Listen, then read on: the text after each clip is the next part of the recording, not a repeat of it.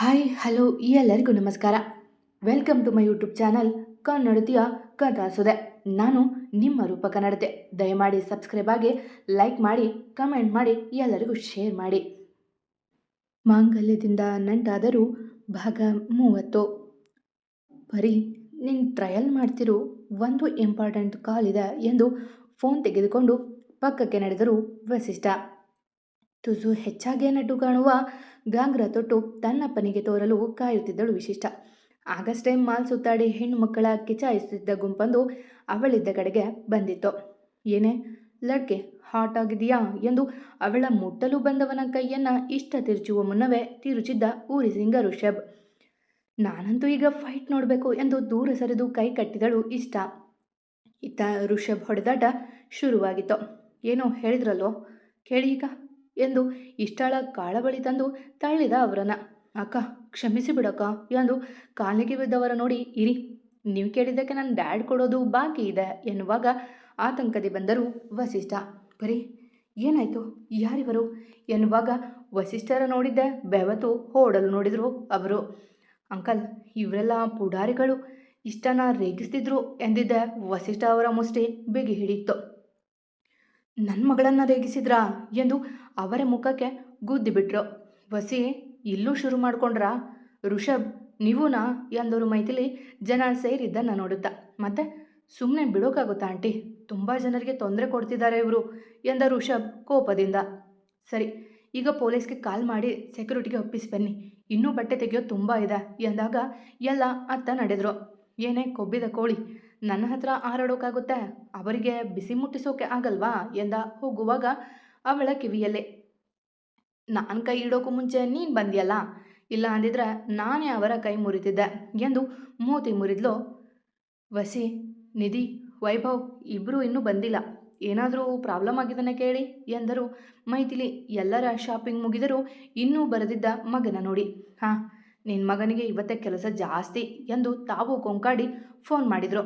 ಇತ್ತ ನಿಧಿಯ ಹೆಸರು ಕೇಳಿದ್ದೆ ಮುಖ ನೋಡಿಕೊಂಡ್ರು ಅರಸು ಮನೆಯವರು. ಲೋ ಮಗನೇ, ಎಲ್ಲೋ ಇದೆಯಾ, ಬಟ್ಟೆ ಬೇಡವಾ ಎಂದರು ವೈಭವ್. ಫೋನ್ ಎತ್ತಿದ್ದೆ. ನಾನು ಇನ್ನೊಮ್ಮೆ ತಗೋತೀನಿ, ಮುಖ್ಯ ಆಗಿರೋರಿಗೆ ತಗೊಂಡು ಬನ್ನಿ ಸಾಕು ಎಂದು ಅವನು ಹೊರಟಾಗೆ ಮಾತಾಡಿ ಕರೆ ತುಂಡರಿಸಿದ. ಇವನಿಗೇನಾಯಿತು ಎಂದು ಗೊಂದಲದಿ ನಿಧಿಗೆ ಕರೆ ಮಾಡಿದರು. ತನ್ನಮ್ಮನ ಹೇಗೆ ಒಪ್ಪಿಸಲಿ ಎಂಬುದ ಚಿಂತೆ ಆಗಿತ್ತು ಆ ಜೀವಕ್ಕೆ.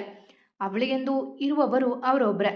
ಅವರ ಮಾತು ಮೀರಿ ಇದುವರೆಗೂ ಏನನ್ನೂ ಮಾಡಿಲ್ಲ ಅವಳು. ಆದರೆ ಪ್ರೀತಿ ಹೇಳದೆ ಕೇಳದೆ ಆಗುವುದಲ್ವಲ್ಲ, ಆಗ ಅವರು ಒಪ್ಪಿಸುವ ಚಿಂತೆ ಹೆಗಲಿಗೇರಿದೆ. ವಸಿಷ್ಠ ಅವರು ಫೋನ್ ಮಾಡಿದಾಗ ಚಿಂತೆಯಿಂದಲೇ ಕರೆ ಸ್ವೀಕರಿಸಿದ್ಲು. ನಿಧಿ ಎಲ್ಲಿದೆಯಮ್ಮ ಎಂದರು ಮೃದುವಾಗಿಯ. ಅದು ಅಂಕಲ್, ಮನೆಗೆ ಬಂದ್ವಿ ಎಂದಳು ನೀರಸವಾಗಿ. ಮತ್ತೆ ವೈಭವ್ ಅಲ್ಲೇ ಇದ್ದಾನಾ ಎಂದರು ಅವಳ ಮನದ ಬೇಸರ ಅರಿತು. ಅದು ಅಂಕಲ್, ನಾವು ನಮ್ಮನೆಗೆ ಬಂದಿದ್ದೀವಿ, ವೈಭವ್ ಅಲ್ಲಿ ಇದ್ದಾನೆ ಅಂಕಲ್ ಎಂದಾಗ, ಹಾಂ, ಇದಕ್ಕ ಸಾಹೇಬರು ಕೋಪ ಮಾಡ್ಕೊಂಡಿರೋದು? ನೀವೇ ಅಂಕಲ್ನಿಗೆ ಹೋದ್ರಿ ಎಂಗೇಜ್ಮೆಂಟ್ ಹತ್ರ ಇಟ್ಕೊಂಡು ಎಂದರು ನಗುತ್ತಾ. ಅಮ್ಮ ಇಲ್ಲೇ ಇರೋಣ ಅಂದರು ಅಂಕಲ್, ಸಾರಿ ಎಂದು ಕಣ್ತುಂಬಿಕೊಂಡ್ಳು. ಓಹ್ ಹೌದಾ, ಸಾರಿ, ನಿಮ್ಮ ಆಂಟಿಗೆ ಹೇಳ್ತೀನಿ, ಅವಳೇ ಏನಾದರೂ ಮಾಡ್ತಾಳೆ ಎಂದು ಕರೆ ತುಂಡರಿಸಿದರು. ಸಾರಿ ಅಂಕಲ್, ನಿಮ್ಮ ಪ್ರೀತಿನ ಕಳ್ಕೊಳ್ಳೋಕ್ಕೂ ನನಗಿಷ್ಟ ಇಲ್ಲ, ಬಟ್ ಅಮ್ಮನ ಪ್ರೀತಿ ಮುಂದೆ ಯಾರ ಪ್ರೀತಿನೂ ಬೇಡ ಎಂದು ಬಿಕ್ಕಳಿಸುವಾಗ ಮತ್ತೆ ವೈಭವ್ ಬೈಕ್ ಶಬ್ದ ಕೇಳಿ ಆಚೆ ಬಂದಳು. ತಗೋ, ನಿನ್ನ ಲಗೇಜ್ ಎಲ್ಲ ಕರೆಕ್ಟ್ ಇದೆನಾ ನೋಡ್ಕೊ, ಇನ್ಮುಂದೆ ನೀನು ಯಾರೋ ನಾನು ಯಾರೋ, ನಿನ್ನ ಫ್ರೆಂಡ್ಶಿಪ್ ಕೂಡ ಬೇಡ ನನಗೆ, ಇಷ್ಟು ದಿನ ಎಲ್ಲ ಸಮಯ ಹಾಳು ಮಾಡಿಕೊಂಡೆ ಎಂದು ಲಗೇಜ್ ಅವಳೆದುರು ಒಗೆದವ ಹಿಂತಿರುಗದೆ ಮಾಲ್ ಕಡೆಗೆ ನಡೆದಿದ್ದ. ಸಾರಿ ವೈಭವ್, ಆದರೆ ನಾನು ಅಸಹಾಯಕಳು ಎಂದು ಮನದಲ್ಲೇ ನುಡಿದು ಬ್ಯಾಗ್ ಹಿಡಿದು ಒಳ ಬಂದಳು. ಮೈತು, ನಿಧಿಯ ಅಮ್ಮ ಅವರ ಮನೆಗೆ ಕರೆದುಕೊಂಡು ಹೋಗಿದ್ರಂತೆ, ಸೊ ನಿನ್ನ ಮಗ ಕೋಪ ಮಾಡ್ಕೊಂಡು ನಾನು ಬರಲ್ಲ ಅಂತಿದ್ದಾನೆ ಎಂದಾಗ ಯೋಚಿಸಿದ ಮೈಥಿಲಿಯವರು, ಸರಿ, ನಿಧಿಗೂ ಸುಮನ ಅವರಿಗೂ ಬಟ್ಟೆ ತಗೊಳ್ಳೋಣ, ನಾಳೆ ನಾವೇ ಹೋಗಿ ಕರೆದು ಬರೋಣ ಎಂದು ನಿಧಿಗೂ ಸುಮನ ಅವರಿಗೂ ಸೀರೆ ತೆಗೆದರು. ಅವರ ಪ್ರೀತಿ ನೋಡಿ ಮೂಕರಾದರು ಅರಸು ಮನೆಯವರು. ಆದರೂ ಏನೊಂದು ಮಾತನಾಡಲಿಲ್ಲ. ಯಾಕೋ ಈ ಹುಡುಗಿದು ಜಾಸ್ತಿ ಆಯಿತು, ನಮ್ಮನೇಲಿದ್ದಾಳೆ ಹೇಳಿ ಕೇಳಿ ಹೋಗೋದು ಬಿಟ್ಟು ಎಂದು ಕೊಂಕು ನುಡಿದರು ನೇನ. ಚಿಕ್ಕ ಸಮಯದಲ್ಲೇ ಬೇಳೆ ಬೇಯಿಸಿಕೊಳ್ಳಬೇಕಲ್ಲ, ಸುಮನ ಅವರು ಹೇಳಿದ್ದಕ್ಕೆ ಹೋಗಿದ್ದಾಳೆ ಅಷ್ಟೆ ಎಂದು ತಾವು ನುಡಿದರು ಮೈಥಿಲಿ. ಸೊಸೆಯನ್ನ ಬಿಟ್ಟು ಕೊಡಲಾರರು ಅವರು. ಎಲ್ಲ ಪ್ಯಾಕ್ ಆಗಿದ್ದರಿಂದ ಹೊರಡುವಾಗ ವೈಭವ್ ಕೂಡ ಕೋಪದಲ್ಲೇ ಬಂದ. ಎಲ್ಲ ಅವನ ಕೋಪ ನೋಡಿ ಸುಮ್ಮನಾದಾಗ ತಾವೇ ಹೋಗಿ ಸೂಟ್ ತೆಗೆದುಕೊಂಡವ, ಜೊತೆಗೆ ಬೆಲೆ ಬಾಳುವ ಜುಬ್ಬ ಕೂಡ ತೆಗೆದುಕೊಂಡ. ಎಲ್ಲ ವೇಗವಾಗಿ ನಡೆಯುತ್ತಿತ್ತು. ಇನ್ನು ವಾರವೇ ಇದ್ದಿದ್ದರಿಂದ ಮನೆಯಲ್ಲಿ ಮತ್ತೊಮ್ಮೆ ಎಲ್ಲ ರಿನೋವೇಷನ್ ಮಾಡಿಸಿದ್ರು ವಸಿಷ್ಠ. ಎಲ್ಲೆಲ್ಲಿ ಏನೇನು ಚೇಂಜಸ್ ಬೇಕೋ ಅವರೇ ಮಾಡಿಸಿದ್ರು. ಮಾರನೇ ದಿನ ವಸಿಷ್ಠ ಮೈಥಿಲಿ ಅವರೇ ಖುದ್ದಾಗಿ ಹೋಗಿ ಸುಮನಾ ಅವರಿಗೆ ಇನ್ವಿಟೇಷನ್ ಕೊಟ್ಟು ಬಂದಿದ್ರು. ನಿಧಿ ವೈಭವ್ ವಿಷಯ ಮಾತನಾಡಲು ಸರಿಯಾದ ಸಮಯವಲ್ಲವೆಂದು ಸುಮ್ಮನಾಗಿದ್ರು. ಅದಲ್ಲದೆ ಎಂಗೇಜ್ಮೆಂಟ್ ದಿನವೇ ಮದುವೆ ಬಗ್ಗೆ ಪ್ರಸ್ತಾಪ ಇಡಬೇಕೆಂದು ತೀರ್ಮಾನ ಮಾಡಿದ್ರು. ಒಂದು ವಾರ ಗಂಟೆಗಳಂತೆ ಕಳೆದಿತ್ತು. ಈ ವಾರದಲ್ಲಿ ನಿಧಿ ಜೀವನದಲ್ಲಿ ಬಹುದೊಡ್ಡ ಬದಲಾವಣೆ ಆಗಿತ್ತು. ಮೊದಲೇ ಮೌನಿಯಾಗಿದ್ದವಳು ವಾರದಿಂದ ಯಾರೊಂದಿಗೂ ಹೆಚ್ಚಾಗಿ ಬೆರೆಯದೆ ತಾನಾಯಿತು, ತನ್ನ ಕೆಲಸವಾಯಿತು ಎಂಬಂತೆ ಇದ್ದಳು. ಊಟ ತಿಂಡಿಯೂ ಕಡಿಮೆ ಮಾಡಿ ಪೂರ್ತಿ ಮಂಕಾಗಿ ಹೋಗಿದ್ಲು. ನೋವು ಹೇಳಿಕೊಳ್ಳಲು ಗೆಳತಿಯರೂ ಇಲ್ಲ, ಪ್ರೀತಿ ಮುಚ್ಚಿಡಲೂ ಆಗುತ್ತಿಲ್ಲ. ಇತ್ತ ವೈಭವ್ ಮಾತ್ರ ದಿನದಿಂದ ದಿನಕ್ಕೆ ಕೋಪ ಹೆಚ್ಚು ಮಾಡಿಕೊಳ್ಳುತ್ತಲೇ ಇದ್ದ. ಅವನಿಗೆ ನಿಧಿಯ ಮೇಲೆ ಕೋಪ ಹೆಚ್ಚುತ್ತಲೇ ಇತ್ತು. ಹಾಗಾಗಿ ಆಫೀಸ್ನಲ್ಲೂ ಸಹ ಅಷ್ಟಕ್ಕಷ್ಟೇ ಮಾತನಾಡುತ್ತಿದ್ದ. ಅಂದು ವಸಿಷ್ಠ ಅವರ ಮನೆಯ ಪೂರ್ತಿ ಹೂವಿನ ಅಲಂಕಾರದಿಂದ ಜಗಮಗಿಸುತ್ತಿತ್ತು. ಎಲ್ಲಿ ನೋಡಿದರೂ ಹೂ, ಲೈಟ್ಸ್, ಇವೆಂಟ್ಸ್. ಮ್ಯಾನೇಜ್ ಮಾಡುವವಳ ಮದುವೆ ಅಂದರೆ ಕಡಿಮೆಯೇ. ಎಲ್ಲ ಪರ್ಫೆಕ್ಟ್ ಆಗಿತ್ತು. ಜನರಿಂದ ತುಂಬಿ ಹೋಗಿತ್ತು. ಅತಿ ಆಪ್ತರನ್ನಷ್ಟೇ ಕರೆದಿದ್ರೂ ಮನೆ ತುಂಬಿ ಹೋಗಿತ್ತು. ವೈಭವ್, ನನ್ನ ಜೊತೆ ಮಾತಾಡು ಪ್ಲೀಸ್ ಎಂದು ವೈಭವ್ ಹಿಂದೆ ಸುತ್ತುತ್ತಿದ್ದಳು ನಿಧಿ. ಅವಳಿಗೂ ನೋವಿತ್ತು, ಆದರೆ ಅಸಹಾಯಗಳು. ಏನಂತ ಮಾತಾಡಬೇಕು? ಕೊಲ್ಲಿಗಾಗಿ ಬಂದಿದ್ದೀರಾ, ಸೊ ಎಂಗೇಜ್ಮೆಂಟ್ ಮುಗಿಸ್ಕೊಂಡು ಊಟ ಮಾಡ್ಕೊಂಡು ಹೋಗಿ. ಮತ್ತೇನಾದರೂ ಇದೆಯಾ ಎಂದ ಅವಳ ನೋಡಿದೆ. ಆದರೂ ಕಣ್ಣುಗಳು ಅವಳ ಬಿಟ್ಟು ಸರಿಯುತ್ತಿಲ್ಲ. ತನ್ನ ಮನೆ ಆಯ್ಕೆ ಮಾಡಿದ ಕೆಂಪು ಬಣ್ಣದ ಸೀರೆಯಲ್ಲಿ ಎಂದಿಗಿಂತ ಮುದ್ದಾಗಿ ಕಾಣಿಸುತ್ತಿದ್ಲು. ಕಷ್ಟಪಟ್ಟು ನೋಡದಂತೆ ನಿಯಂತ್ರಣ ಮಾಡಿಕೊಂಡ. ವೈಭವ್, ನನಗೆ ಟೈಮ್ ಬೇಕು ಅಂತಿದ್ನಲ್ಲ ಎಂದಳು ಮೆಲ್ಲಗೆ. ಟೈಮ್ ಬೇಕಾ ಎಂದು ವ್ಯಂಗ್ಯವಾಗಿ ನಕ್ಕವ. ಇನ್ನೂ ಎಷ್ಟು ವರ್ಷ? 3 ವರ್ಷ, 4 ವರ್ಷ. ಆದರೆ ನನಗೆ ನೀನು ಬೇಡ. ನಾನು ಮೊನ್ನೆನೇ ಡಿಸೈಡ್ ಮಾಡಿದೆ. ತಪ್ಪು ನಿಂದೇ ಇದ್ದರೂ ಒಮ್ಮೆ ಕೂಡ ಫೋನ್ ಮಾಡಿ ಮಾತಾಡಲಿಲ್ಲ. ಆಫೀಸ್ನಲ್ಲೂ ನಾನು ಮಾತಾಡಿಸ್ದೆ ಹೋದರೆ ಬಿಟ್ಬಿಟ್ಟೆ. ಸೊ ನಂಗೆ ನೀ ಬೇಡ. ಲವ್ ಅಂದ್ಕೊಂಡಿದ್ದೆ, ಬಟ್ ಇದು ಅಟ್ರಾಕ್ಷನ್. ಸೊ ನೀನು ನಿನಗೆ ಬೇಕಾದವರನ್ನು ಆಯ್ಕೆ ಮಾಡ್ಕೋಬೋದು ಎಂದು ಅಲ್ಲಿ ನಿಲ್ಲದೆ ನಡೆದಾಗ ನಿಂತಲ್ಲೇ ಕಲ್ಲಾದಳು ನಿಧಿ. ಪ್ರೀತಿ ಅಂತ ಇಷ್ಟು ದಿನ ಅವಳಲ್ಲಿ ಆಸೆ ಹುಟ್ಟಿಸಿದವ, ಏನಾದರೂ ನಾನು ನಿನ್ನ ಜೊತೆ ಇರ್ತೀನಿ ಎಂದವ, ಒಮ್ಮೆಲೆ ನೀನು ಬೇಡ, ಇದು ಆಕರ್ಷಣೆ ಅಂದರೆ ಅವಳ ಪಾಡೇನು? ನಿಧಿ, ಅಡುಗೆಯವರು ಬಂದಿದ್ದಾರೆ, ಅಲ್ಲಿ ಸ್ವಲ್ಪ ನೋಡು ಎಂದು ಮೈಥಿಲಿ ಅವರು ಹೇಳಲು ತಲೆ ಆಡಿಸಿ ನಡೆದ್ಲು. ಮನದಲ್ಲಿ ಮಾತ್ರ ಯುದ್ಧವೇ ನಡೆಯುತ್ತಿತ್ತು. ಇಷ್ಟ, ಬೇಗ ತಯಾರಾಗು, ಅರಸು ಮನೆಯವರು ಬಂದಿರ್ತಾರೆ ಎಂದರು ಮೈಥಿಲಿ. ಏನೋ ಹೇರ್ ಸ್ಟೈಲ್ ಮಾಡಿಸಿಕೊಳ್ಳುತ್ತಿದ್ದವಳ ಬಳಿ ಬಂದು ನಕ್ಕು ತಲೆ ಆಡಿಸಿದ್ಲು ವಿಶಿಷ್ಟ. ಮೇಡಮ್, ತುಂಬ ಚೆನ್ನಾಗಿ ಕಾಣ್ತಿದ್ದೀರಾ ಎಂದಳು ಪಾರ್ಲರ್ ಅವರು. ಅವಳೇ ಪ್ರತಿ ಬಾರಿ ಇಷ್ಟಾಳ ಬ್ರೈಡ್ಗಳಿಗೆ ಮೇಕಪ್ ಮಾಡುವುದು. ಥ್ಯಾಂಕ್ ಯು ಎಂದವಳು ತನ್ನನ್ನೊಮ್ಮೆ ಕನ್ನಡಿಯಲ್ಲಿ ನೋಡಿಕೊಂಡಳು. ನಿಜಕ್ಕೂ ಅಪ್ಸರಿಗೆ ಅವಳು. ಇಷ್ಟ, ಬಾರಮ್ಮ, ಅರಸು ಮನೆಯವರು ಬಂದಿದ್ದಾರೆ ಎಂದಾಗ ಮೆಲ್ಲಗೆ ಆಚೆ ಎಣ್ಕಿದವಳು. ಮಮ್ಮಿ, ಡ್ಯಾಡಿ ಇನ್ನೂ ಬಂದಿಲ್ಲ, ಅವರನ್ನೊಮ್ಮೆ ಕರೀರಿ, ನೋಡಿ ಹೇಗಿದ್ದೀನಿ ಅಂತ ಹೇಳಲಿ ಎಂದಾಗ ನಕ್ಕು ವಸಿಷ್ಠ ಅವರನ್ನು ಕರೆದರು ಮೈಥಿಲಿ. ಮಗಳೇ ಎನ್ನುತ್ತಾ ಬಂದವರು ತಯಾರಾಗಿದ್ದ ಇಷ್ಟಾಳ ನೋಡಿ ಮನ ತುಂಬಿ ಬಂದು ಮೂಕರಾದರು. ಪರಿ ಎಂದು ಅವಳ ಮಗುವ ಬೊಗಸಿಯಲ್ಲಿ ಹಿಡಿದು, ದೇವತೆ ಕಣಮ್ಮ ನೀನು ಎಂದಾಗ ನಗುತ್ತಾ ಅವರನ್ನು ಅಪ್ಪಿದಳು ಇಷ್ಟ. ನನ್ನಪ್ಪ ರಾಜ, ನಾನು ರಾಜಕುಮಾರಿ ಎಂದು ಅವರ ಜೊತೆಗೆ ಹಾಲ್ಗೂ ಬಂದಳು. ತಿಳಿ ಗುಲಾಬಿ ಬಣ್ಣದ ಗಾಗ್ರದಲ್ಲಿ ಮುದ್ದು ರಾಣಿಯ ಹಾಗೆ ಕಂಡವಳ ನೋಡಿ ಮೈ ಮರೆತ ಋಷಭ್. ಆದರೆ ಅಪ್ಪಿತಪ್ಪಿಯೂ ಅವಳ ಜೊತೆ ಕಣ್ ಬೆರೆಸಲಿಲ್ಲ. ಕೋಪ ಹಾಗೇ ಇದೆ ಅವನಿಗೆ.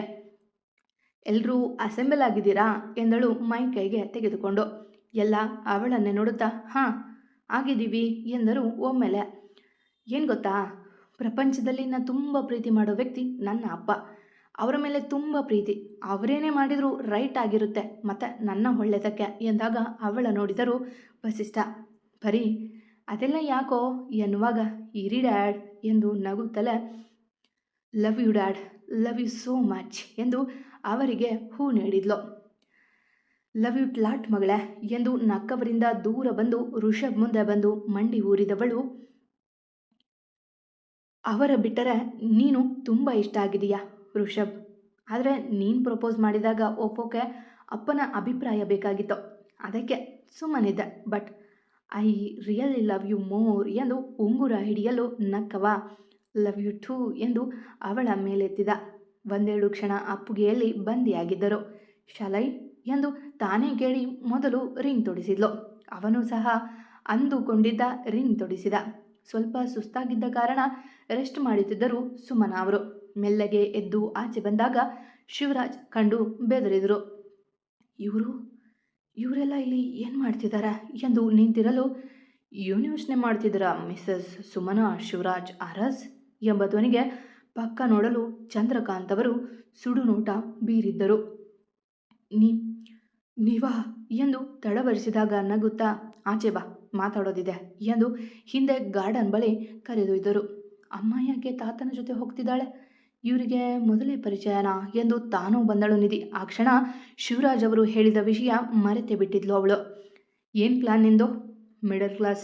ನೀನು ನನ್ನ ಮಗನ್ನ ಪ್ರೀತಿ ಮಾಡಿ ನಮ್ಮ ಆಸ್ತಿ ಹೊಡೆಯೋಕೆ ನೋಡಿದೆ, ಆಗಲಿಲ್ಲ. ನಿನ್ನ ಕಳ್ಳಾಟ ರೆಡ್ ಹ್ಯಾಂಡ್ ಆಗಿ ಸಿಕ್ಕಿ ಮನೆಯಿಂದ ಓಡಿಸಿದ್ವಿ. ಈಗ ಇಲ್ಲಿ ಎಂದು ವ್ಯಂಗ್ಯದೆ. ಮಾತು ಹಿಡಿತದಲ್ಲಿರಲಿ. ನಾನಿಲ್ಲಿ ಬಂದಿರೋದು ವಸಿಷ್ಠ ಅವರಿಗಾಗಿ ಅಷ್ಟೇ ಎಂದರು ಸುಮನಾ ಕೋಪದಿಂದಲೇ. ಹೋ, ನಾಟಕ. ಮತ್ತೆ ನೀನು ನನ್ನ ಮಗನಿಗೆ ಬಲೆ ಹಾಕಿದೆ. ಈಗ ಮಗಳನ್ನು ವಸಿಷ್ಠ ಮಗನ ಹಿಂದೆ ಬಿಟ್ಟಿದೀಯಾ? ಅವರನ್ನು ಮರಳು ಮಾಡಿ ಹಣ ಮಾಡೋ ಪ್ಲಾನಾ ಎಂದು ವ್ಯಂಗ್ಯ ಮಾಡಿದಾಗ ಆಶ್ಚರ್ಯದಿಂದ ನೋಡಿ, ಏನೇನು ಮಾತಾಡಬೇಡಿ, ನಾನು ನನ್ನ ಮಗಳನ್ನು ಆ ಥರ ಬೆಳೆಸಿಲ್ಲ ಎಂದರು ಅಸಹ್ಯ ಮುಖ ಮಾಡಿ. ಏನೇನೋ ಅಲ್ಲ, ಇರೋದೆ ದುಡಿದು ತಿನ್ನೋಕ್ಕಾಗದೆ ಮಗಳನ್ನು ಅಡ್ಡ ಇಟ್ಕೊಂಡು ಹಣ ಮಾಡ್ತಿದೀಯಾ? ನಾಚಿಕೆ ಆಗಬೇಕು. ನಿನ್ನ ದಾರಿನೇ ನಿನ್ನ ಮಗಳನ್ನು ತಂದಿದೀಯಾ ಎನ್ನುವಾಗ ಇಷ್ಟೊತ್ತು ಅವರ ಮಾತು ಕೇಳಿ ಓಡಿ ಬಂದು ಅವರ ಮುಂದೆ ನಿಂತು ಏನೇನೋ ಹೇಳಬೇಡಿ, ಮಾತಿನ ಮೇಲೆ ನಿಗಾ ಇರಲಿ, ನಮ್ಮಮ್ಮನ ಬಗ್ಗೆ ಕೆಟ್ಟದಾಗಿ ಮಾತಾಡಬೇಡಿ ಎಂದಳು ಬೆರಳು ತೋರಿಸಿ. ಏಯ್ ಮುಚ್ಚೆ ಕಂಡಿದ್ದೀನಿ. ನೀನು ವೈಭವನ ಪ್ರೀತಿ ಮಾಡ್ತಿಲ್ವಾ ಹೇಳು, ಇದು ಸುಳ್ಳ ಎಂದಾಗ ಮೌನವಾದಳು ನಿಧಿ. ಅವಳ ಹಾಗೆ ನೋಡಿ ಭಯವಾಯಿತು ಸುಮನಾ ಅವರಿಗೆ. ಅವರು ಹೇಳಿದ್ದು ನಿಜಾನಾ? ನೀನು ವೈಭವನ ಪ್ರೀತಿ ಮಾಡ್ತಿದೀಯಾ ಎಂದು ಕೋಪದಿ ಕೇಳಿದ ಅಮ್ಮನಿಗೆ ಏನು ತಾನೇ ಹೇಳಿಯಾಳು. ತಲೆ ದಗ್ಗಿಸಿ ಹೂ ಎಂದಳು. ತಕ್ಷಣ ಅವಳ ಕೆನ್ನೆಗೆ ಬೀಸಿ ಹೊಡೆದಳು ಸುಮನಾ. ಇಷ್ಟು ದಿನ ಯಾವುದು ಆಗಬಾರ್ದು ಅಂತ ಅಂದ್ಕೊಂಡಿದ್ನೋ ಅದೇ ಮಾಡಿಬಿಟ್ಟಿಯಲ್ಲ. ಪ್ರೀತಿ ಮಾಡಬೇಡ ಅಂತ ಎಷ್ಟು ಹೇಳಿದೆ, ಆದರೂ ನಿನ್ನ ಹಠ ನೀನು ಸಾಧಿಸಿಬಿಟ್ಟೆ. ಅದು ಇಂತಹ ದೊಡ್ಡ ಮನೆ ಹುಡುಗನ್ನ. ನನ್ನ ಮಗಳಲ್ಲ ಎಂದು ರೋಧಿಸಿದಳು ಸುಮನಾ. ಅಮ್ಮ ಹಾಗೆಲ್ಲ ಹೇಳಬೇಡಮ್ಮ, ನೀನು ಹೇಳಿದಾಗಿನಿಂದ ನಾನು ಅವನಿಂದ ದೂರನೇ ಇದ್ದೀನಿ ಎಂದು ಅಳುತ್ತಾ ಬೇಡಿದವಳ ಕೈ ಹಿಡಿದು ಬಾ ನನ್ನ ಜೊತೆ ಎಂದು ಅವರ ಮನೆಯಿಂದ ಎಳೆದುಕೊಂಡೇ ನಡೆದರು ಸುಮನಾ. ಯಾವುದನ್ನು ಎಲ್ಲಿಂದ ತೆಗೆಯಬೇಕೋ ಅಲ್ಲಿಂದಾನೆ ತೆಗೆಯಬೇಕು. ಯಾವುದರ ಬೇರು ಎಲ್ಲಿದೆ ಅಂತ ನನಗೆ ಗೊತ್ತಿಲ್ವಾ ಎಂದು ಕೈ ಕೊಡವಿಕೊಂಡು ನಡೆದರು ಚಂದ್ರಕಾಂತ್. ಎಲ್ಲವ ದೂರದಿಂದ ನೋಡುತ್ತಿದ್ದ ನಯನ ಹಾಲು ಕುಡಿದಷ್ಟು ಖುಷಿಪಟ್ಟಳು. ಆಟೋವೊಂದಕ್ಕೆ ಕೈ ಅಡ್ಡ ಹಾಕಿ ಮನೆಗೆ ಕರೆತಂದರು ಸುಮನಾ. ಅವರ ಕೋಪವಂತೂ ತಣ್ಣಗಾಗಲೇ ಇಲ್ಲ. ನಿನಗೆ ಕೊಟ್ಟ ಸಂಸ್ಕಾರ ಇದೇನಾ ಎಂದು ತಳ್ಳಿದರು ಅವಳನ್ನು ಮನೆಯ ಮಧ್ಯದಲ್ಲಿ. ಅಮ್ಮ, ನಾನು ಹೇಳು ಮಾತು ಕೇಳುಮಾ ಎಂದು ಕೈ ಮುಗಿದಳು. ಮಗಳ ಮನದ ಮಾತುಗಳ ಕೇಳಲು ತಯಾರಿರಲಿಲ್ಲ ಅವರು. ಚಂದ್ರಕಾಂತ್ ಹಚ್ಚಿದ ಬೆಂಕಿ ಅವರ ಒಡಲು ಸುಡುತ್ತಿತ್ತು. ಹೋಯ್ತು, ಎಲ್ಲ ಹಾಳಾಗೋಯ್ತು. ಇಷ್ಟು ದಿನ ಯಾವುದು ಆಗಬಾರ್ದು ಅಂದ್ಕೊಂಡಿದ್ನೋ ಅದೇ ಆಗೋಯ್ತು ಎಂದು ರೋಧಿಸಿದವರು, ಯಾಕೆ ಹುಟ್ಟಿದೆ ನನ್ನ ಹೊಟ್ಟೆಯಲ್ಲಿ? ನಿನ್ನಿಂದ ಮತ್ತೆ ಇವತ್ತು ಅದೇ ಮಾತು ಕೇಳಿದೆ ನಾನು. ನಿನ್ನ ಅಡ್ಡ ಇಟ್ಕೊಂಡು ಹಣ ಮಾಡ್ತಿದ್ದೀನಂತೆ ಎಂದು ಮನಬನದಂತೆ ಹೊಡೆದರು ಅವಳಿಗೆ. ಅಮ್ಮ ಕ್ಷಮಿಸಮ್ಮ, ಇನ್ನಾವತ್ತೂ ನಿನ್ನ ಮಾತು ಮೀರಲ್ಲ, ಯಾರನ್ನೂ ಪ್ರೀತಿ ಮಾಡಲ್ಲ, ಈಗೂ ವೈಭವನ ಮರಿತೀನಿಮ್ಮ ಪ್ಲೀಸ್ ಎಂದು ಅಳುತ್ತಾ ಬೇಡಿದವಳ ಅಮ್ಮನ ಹೊರತಾಗಿ ಏನೂ ಬೇಡ. ಮನಕ್ಕಾಗಿರುವ ನೋವಿನ ಮುಂದೆ ದೇಹದ ನೋವು ಪರಿಗಣನೆಗೆ ಇಲ್ಲ ಅವಳಿಗೆ. ಬೇಡ, ನಾವಿಲ್ಲಿರೋದೇ ಬೇಡ, ಬೇರೆ ಊರಿಗೆ ಹೋಗೋಣ. ನಾವಿಲ್ಲಿದ್ರೆ ಅವರು ಎದುರಾಗ್ತಾರೆ. ನಾನು ಮೊದಲು ಇದ್ದ ಊರಿಗೆ ಹೋಗೋಣ ನಡಿ ಎಂದವರು ಅವಳನ್ನು ಎಳಿಸಿ ಬಟ್ಟೆ ತಗೋ ನಿಂದು ಎಂದು ಜೋರು ಮಾಡಿದರು. ಏನೇನೋ ಬಡಬಡಿಸುತ್ತಿದ್ದರು. ಅಮ್ಮ ನೀನು ಟೆನ್ಷನ್ ಮಾಡ್ಕೋಬೇಡ, ಅವರಿಗೆ ಹೆದರಿ ಎನ್ನುವಾಗ ಮತ್ತೆ ಅವಳ ಕೆನ್ನೆ ಮೇಲೆ ಹೊಡೆದವರು, ಹೆದರಬೇಕು, ಆಗಲೇ ಬದುಕೋಕ್ಕಾಗೋದು, ನಡಿ ಎಂದು ತಮ್ಮ ಬಟ್ಟೆ ಕೆಲವು ಅಗತ್ಯ ವಸ್ತುಗಳ ತುಂಬಿಕೊಂಡು ಬಾ ಎಂದು ಅವಳ ಎಳೆದುಕೊಂಡೇ ನಡೆದರು. ಪಕ್ಕದ ಮನೆಯಲ್ಲಿದ್ದ ಓನರ್ಗೆ ಕೀ ಮತ್ತು ತಿಂಗಳ ಬಾಡಿಗೆ ಕೊಟ್ಟು ಏನೊಂದು ಹೇಳದೆ ನಡೆದರು ನಿಧಿಯ ಜೊತೆ. ಅಮ್ಮ ಎಲ್ಲಿಗೆ ಹೋಗ್ತಿರೋದು? ಅಟ್ಲೀಸ್ಟ್ ಅಂಕಲ್ಗೆ ಹೇಳಲ್ಲ ಎಂದಾಗ ಅವಳ ಫೋನ್ ಕಿತ್ತು ಸ್ವಿಚ್ ಆಫ್ ಮಾಡಿದವರು, ಏನೂ ಬೇಡ, ಇನ್ಮುಂದೆ ನಾವು ಇಲ್ಲಿದ್ವಿ ಅನ್ನೋ ಕುರುಹು ಇರದ ಹಾಗೆ ಬದುಕೋಣ ಎಂದು ಅವಳ ಜೊತೆ ಬಸ್ ಏರಿದರು. ಇದಾವುದರ ಅರಿವಿರದ ವಸಿಷ್ಠ ಅವರ ಮನೆಯಲ್ಲಿ ಖುಷಿ ಸಂಭ್ರಮಿಸುತ್ತಿತ್ತು. ಅಲ್ಲಿ ಕೇವಲ ಖುಷಿ ಇತ್ತು, ಆದರೆ ಬೆಟ್ಟದಷ್ಟು ನೋವನ್ನು ನುಂಗಿಕೊಂಡು ಆ ಜೀವ ತನ್ನ ತಪ್ಪಾದರೂ ಏನು ಎಂದು ನೆನೆದು ಒಳಗೊಳಗೆ ಬಿಕ್ಕಳಿಸುತ್ತಿತ್ತು. ವೈಭವ್ ಅವಳನ್ನು ದೂರಿದ, ಅಮ್ಮನೂ ಅವಳನ್ನೇ ದೂರಿದ್ರು. ಎಲ್ಲರಿಂದ ನೋವಾದರೂ ನುಂಗಿಕೊಂಡು ಸುಮ್ಮನೆ ಶೂನ್ಯವ ದಿಟ್ಟಿಸುತ್ತಾ ಕಾಣದ ಊರಿಗೆ ಹೊರಟಿತು ಪಯಣ. ಮತ್ತೆ ಸಿಗುವ. ಕತೆ ಇಷ್ಟ ಆದರೆ ಕಮೆಂಟ್ ಹಾಕಿ, ಜಾಸ್ತಿ ಇಷ್ಟ ಆದರೆ ಸಬ್ಸ್ಕ್ರೈಬ್ ಆಗಿ. ಎಂದಿನಂತೆ ನಿಮ್ಮ ಪ್ರೀತಿ ಕಮೆಂಟ್ ಪ್ರೋತ್ಸಾಹದ ನಿರೀಕ್ಷೆಯಲ್ಲಿ ನಾನು ನಿಮ್ಮ ರೂಪಕ ನಡತೆ. ನೀವು ಅಭಿಪ್ರಾಯ ತಿಳಿಸಿಲ್ಲ ಅಂದರೆ ನೆಕ್ಸ್ಟ್ ಎಪಿಸೋಡ್ ತುಂಬ ಕಡಿಮೆ ಹಾಕ್ತೀನಿ ನೋಡಿ ಮತ್ತೆ. ಧನ್ಯವಾದಗಳು.